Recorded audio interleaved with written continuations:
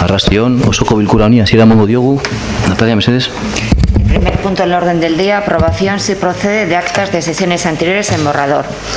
Tenemos para aprobar el pleno ordinario celebrado el día 3 de julio y el extraordinario celebrado el día 2 de agosto.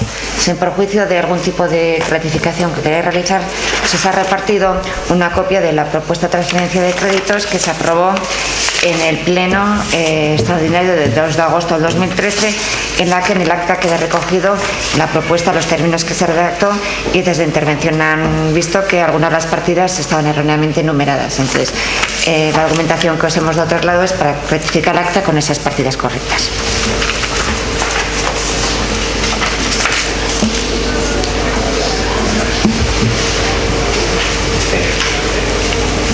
¿Tenéis algo que las actas?